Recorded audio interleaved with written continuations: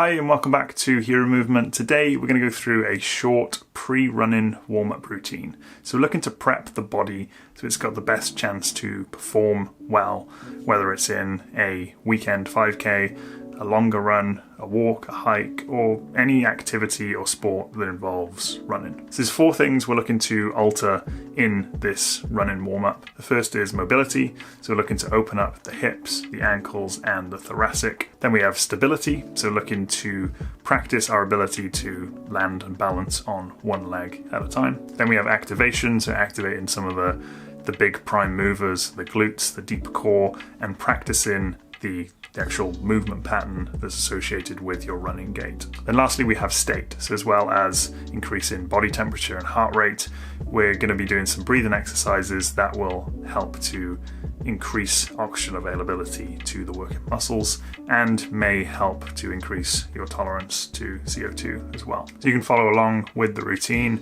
There's also a link to a guide down below where I describe the exercises in a little bit more detail. So hope you enjoy, hope it's useful to you. Feel free to let me know how you get on in the comment section below, or if you've got any questions, you can let me know down there as well. Let's get started. Okay, we'll start with a basic ankle mobility drill. If we've got really tight ankles, sometimes that can put more pressure on the knee than it needs to be. So just go into a classic calf stretch. Then we'll stub the bottom of the toe into the floor to get a bit of a stretch along the toes and the bottom of the foot. Then top of the toe to stretch the top of the foot. Just do 3 to 5 rounds of that. So not putting full pressure through the foot in any of them. It's a loud motorbike. Just open things up nice and easy. And we will swap sides. Again, that calf stretch, open up through gastroc, stub the toe, stub the top of the toe. Nice and simple, we don't have to spend long on any of these drills really. You'll probably notice I'm rubbish at keeping track of how many we've done. So 3 to 5 is ideal.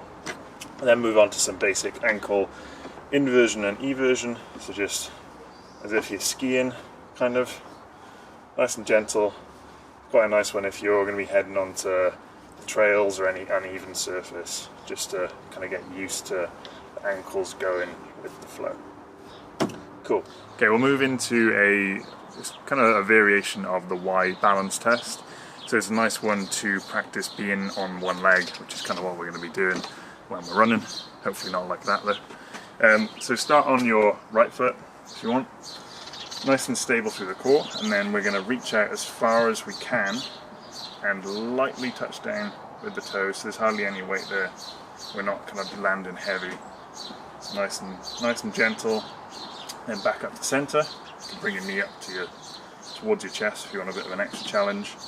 Then the next position is out at a diagonal to your left, back up, then the last one is out at a diagonal to the right, so that one's a bit more challenging. Back to center. I'll just show another round, so do 2 on each side. So as controlled as you can. Birds have come out, which is nice. And then we'll swap sides. So you might find that one side is a little bit wobblier than the other, and that's okay. Seems to be my left today.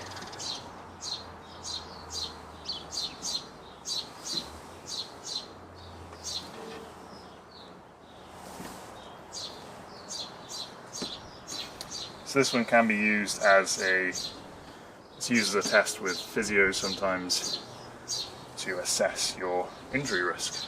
So if there's a big discrepancy from side to side, that could indicate something to work on. We're going to head down onto the floor now to open up the hips and the thoracic in kind of a lunge position. We go down with the left foot forward first, nice and tight through the core and some activation through the rear glute. And we're just going to oscillate into a hip flexor stretch, between a hip flexor stretch and a hamstring stretch. Let's just do 3 to 5 of those, just to open things up. We're not looking to go to fatigue, just kind of touching on these positions.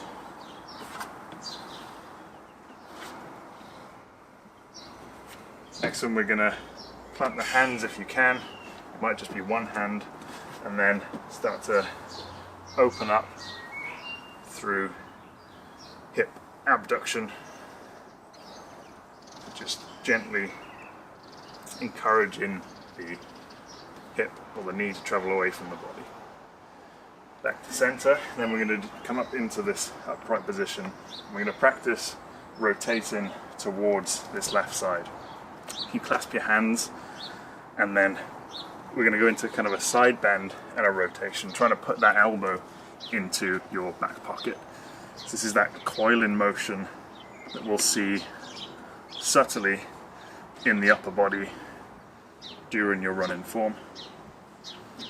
So again, only 5 repetitions, 5 to 8, and we're just squeezing in that bottom position. And the switch sides. Again, nice and upright, just oscillating between a lunge and hamstring stretch.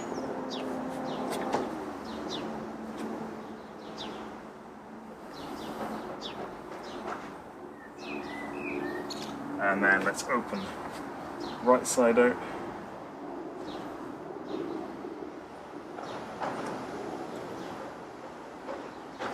And then the same rotation on this side. So you're setting the shoulders back, clasp the hands together, and then just kind of slight lean and slight rotation to the side as this knee is kind of driving up.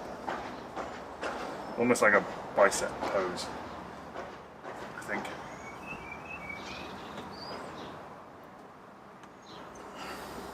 Last one. So really feel that lat engaging, and back to center. Staying down on the ground, we're going to go into a dead bug just to activate some of the deep core musculature and get the right side of the body working with the left. So we're trying to keep the lower back in contact with the floor throughout the movement. So if I had a strap here and I was pulling it, I wouldn't be able to pull it at all. So arms are out in front, legs at 90, and then we're going to extend opposite sides at the same time, really maintaining that flat lower back. Back to center, same on the opposite side. So we're not looking to go to fatigue, we're just looking to kind of feel that activation of some of those deep core muscles. They're going to help support an upright position when we're running and make things a little bit easier on the lower back. So 5 to 8 each side is more than enough. I've lost count. Just do a couple more.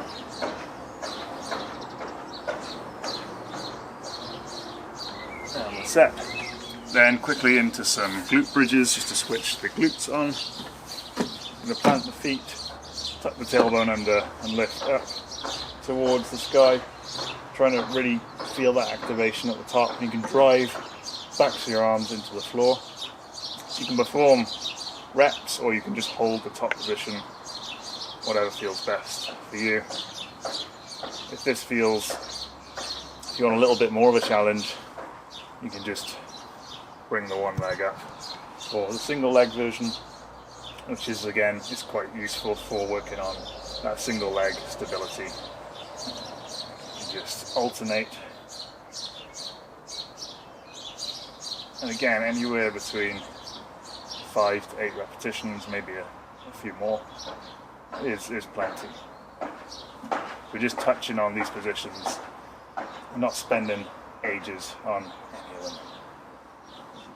Just going to practice that coiling motion now that you see subtly when you're running. If you haven't got a rope, that's fine, you can do it with your hands, so hands together, and you just form a figure of 8 movement in front of your body, So there's that side bend and rotation. So you're just trying to feel that movement. You could even kind of shift from side to side. It looks a bit weird. If you've got a rope, it could be a skipping rope or an octo-moves one like this. Just going to practice that underhand motion. So it's the same figure of 8. So you're just getting used to performing that coiling motion, but also getting opposite sides of the body working together as one unit. So this is a nice drill you can just do for a minute or so, or you could go a little bit longer just to get the heart rate up and get you ready to run. So back inside, out of the noise, I'm going to finish off with a quick breathing drill, some nasal breathing. So the goal is to open up the nasal pathway. We might get an increase in nitric oxide production and then an increase in oxygen availability to the working muscles, which is always good. You start with a few deep-ish inhales in and out through the nose, so 3 to 5 of them. Then on the last exhale, you're going to hold your breath. So we're not looking for a maximum hold, you're just holding it until you get the first signs of air hunger. So your breathing should return to normal within 1 or 2 nasal breaths after the hold. So I recommend performing 1 or 2 rounds seated, 1 or 2 walking. You can use your steps, you can count your steps to kind of determine how long you're holding your breath, and then even 1 or 2 at a gentle jog as you ease into your running session. It's quite a nice way to wake up and prep the respiratory system, which is something that we often don't consider. Thank you for watching. Hope this was useful to you in some shape or form. Let me know how you got on in the comment section below. If you've got any questions, you can let me know down there as well. Feel free to save this video and come back to it before your next run. And feel free to share it with anyone who you think it might benefit as well. Thanks again. Enjoy your run. Have a healthy, heroic week and stay safe. See you soon.